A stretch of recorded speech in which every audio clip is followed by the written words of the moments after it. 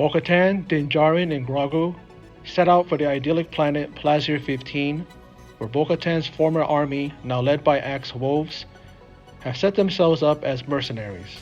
Before they can meet them, they are involuntarily diverted by the planet's rulers, Captain Bombardier and the Duchess, who ask for their help in neutralizing several repurposed but malfunctioning Imperial and Separatist droids. After stopping the rogue droid, Bo-Katan and Djarin follow its trail to the Resistor, a droid bar, and convince its bartender and clientele to help them. They find out that the droids were sabotaged through nanodroids in the bar's maintenance fluid, which were covertly imported by Commissioner Hellgate, head of the Planetary Security Office. Confronted, Hellgate reveals himself as a separatist before Bo-Katan knocks him out, and he is exiled. Granted an audience with the Mandalorian privateers, Bo-Katan challenges Woves for the leadership and defeats him. To help her ascendance, Djarin admits he's captured by the cyborg in the mines of Mandalore and is rescued by Bo-Katan, which rightfully bestows the Darksaber back to her. Thanks for stopping by the Surge T channel. I am Surge T, and that is the synopsis for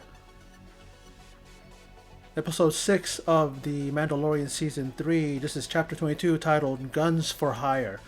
Of course, that's reference to Axe Woves and Cosca Reeves and company. Now, Axe Woves has declared himself leader. And we saw in this episode that didn't last long. As soon as they came face to face with Bo-Katan and the Mandalorian, she challenges him for the leadership to get her fleet back. She soundly beats him, and he tells her that you're not going to be a true leader because you don't wield the Darksaber. And Mando, Din Djarin, tells him that, well, she defeated the cyborg that captured Mando, captured Din Djarin, and took hold of the Darksaber. And so, in essence, she correctly and according to, I guess, the rules, or according to how it goes, you have to win it in battle. And she did that. He gives it to her, and then she wields it, and it comes out. She has her hand down, and that Darksaber comes out. That cool sound. Kind of sounded like they did the usual. That's what to me. To me, that's what it sounds like when they do that. When the Darksaber is, how you call that, presented, when it comes out like how a lightsaber does. It's like the lightsaber sound in reverse. Like they reversed it to make it sound distinct. But looks cool. I mean, it looks cool no matter who wields it. Mando, he really does wield it and know how to use it. We've seen him use it a number of times. And now Bo-Katan wields it. There's a lot of people that didn't like this episode. A lot of thumbnails, a lot of people just hating on it. I enjoyed it. I'm not a Star Wars geek. Not saying that I don't enjoy and totally love Star Wars, but I'm not somebody who watches it because I'm looking for it to make sense, or for it to be canon, or for it to, follow the right outline, or whatever you want to call it, I mean, I do see it, and I, especially with the sequel trilogy, I saw the things that they did wrong, but I enjoyed them. But in this one, there were like some. I'm telling you, there were some moments where I thought, "What the, what the f?" When they arrived at Plaza 15, and they're greeted by somebody, it was like a really nice looking, interior, right? You see a bunch of alien looking things at the table enjoying food, and all of a sudden you hear somebody greet them, and even if it was from a distance, I go, not Jack Black. And then there he was. And then I didn't know until I read who it was, but the one that played the Duchess was Lizzo. I'm not a fan of Lizzo. What is a Lizzo? What does Lizzo do? I know she's a singer, I guess, entertainer, whatever, but I gotta say that I was pleasantly surprised that Jack Black wasn't as annoying as he usually is to me, anyways. I mean, I've enjoyed stuff that he's done, School of Rock, you know, and in other films, I'm not gonna go down his, I'm not gonna run down his filmography, but I've enjoyed some things. But most of the time, he can be really, really grating on my nerves. But here, he was in a capacity of just he was restrained pretty much. He was pretty lively, his character and everything like that, but he was restrained. He wasn't that wacky Jack Black. And then Lizzo, surprisingly, she really is a good actress. She really acted really well in this role. She didn't go overboard. She didn't really wear out her welcome. I like her interaction with Grogu. You know, she like she tempts Grogu with a fish. And of course, before that, she said, "Can I hold him?" And then Din Djarin is like, "Well, he doesn't take kindly to strangers." There's a little bit of wave of a fish, and he flips out of his damn pod there and into her arms, and just here's Din Djarin, as if to say, like it's almost like he did it like he's like a parent, like kind of disappointed that his son, his kid, is not behaving himself, like, and maybe because he made him look silly because he goes, "Oh, he doesn't take kindly to strangers." One little wave of fish, there he is doing his somersault into her arms. And I love the interaction between them, especially when they left. That was so cute that she's waving at him and then he waves back. There's that one time she was playing, I don't know what kind of game it was. They had a little creature. It was looked like a roly-poly, but an alien type. Rolls up into a ball and they're throwing it in through these little rings things. And then she's thinking that she's winning, right? But it's Grogu who's using the force, and he's making the ball go into the holes. Little guy's power is getting more and more, man. He's getting more stronger and stronger. I mean, we know that he's got some powers. He's got some, ability that, at times he doesn't use it, but then when he needs to use it, he uses it. Whether it be fighting monsters or helping a new friend win a game. And there's those two, and also, there's a reference to Quill. Now, I didn't know. I guess I just forgot what kind of a species he is, but he's an Ugnaught. And this is when they were looking, going after those droids, those malfunctioning droids. And these Ugnaughts work on them. And they're very, very they take a lot of pride in their work, and they don't like anybody talking down about their work, even if they're just making a mention as to an observation. There's some malfunctioning droids. Even the one guy, the leader, saying, we don't have that, we don't do that. The one that there was the main guy, or maybe the boss or the leader. He reminded me of Warwick Davis. I don't know if that was Warwick Davis, the one who played Willow, right? He played the main Ewok. Who was that name? Wicket, right? In Return of the Jedi. But yeah, and then so he had to be the one to talk because, Bo-Katan wasn't getting anywhere. They were kind of like standoffish about her. They really didn't want to talk to her because she wasn't saying the right thing. He knew how to talk to them because he's of his experience with Quill. Remember him, rest in peace, right? Well, one of my favorite characters. I mean, when I saw him as a Funko Pop, I had to get him right away. I think I got him first before I got the other ones, But, yeah, that was really nice to kind of hear his name again. And so he talked to them, and they understood what they were talking about and what their purpose was there. And then there's a reason behind the malfunctioning of these Imperial and Separatist droids. And the one who's in charge, well, at first they approached him to ask him questions. And, wow, what a surprise when we see Commissioner Hellgate, played by the legendary, the iconic Doc Brown himself, Christopher Lloyd. And he's much older now, you know, he's, I don't know, maybe he's in his 80s now. You can see the age there, but there's no mistaking the face, there's no mistaking his voice, his mannerisms and everything like that. And he brings a another character to life, and don't know how much of this would be added to his iconic characters, but if we see him again, because he was guilty of pretty much doing that, you know, he was the one who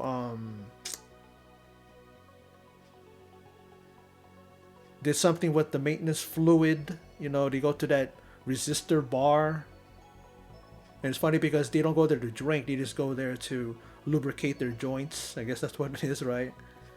And so they find out about him. They confront him.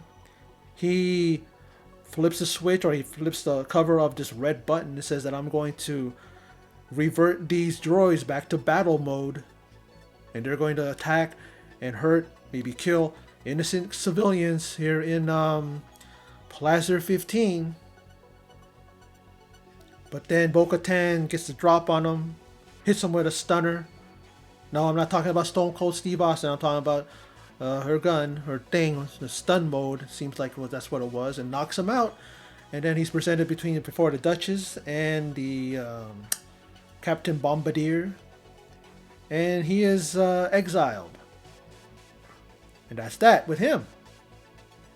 A lot of people are kind of hyped because we get to see these Imperial droids, battle bots, whatever you want to call those.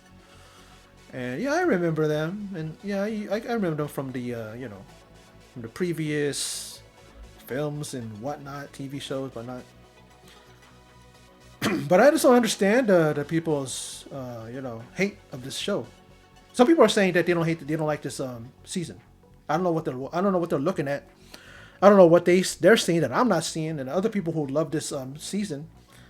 You know, people are still up in arms because what happened with Grogu when Grogu returned to the Mandalorian, and you know it totally goes against the build up and him ending up where he was, with Luke. But then he had a choice. My thing is that where else do you think the little guy is gonna go? If he has a choice, he's gonna go back to Din Djarin.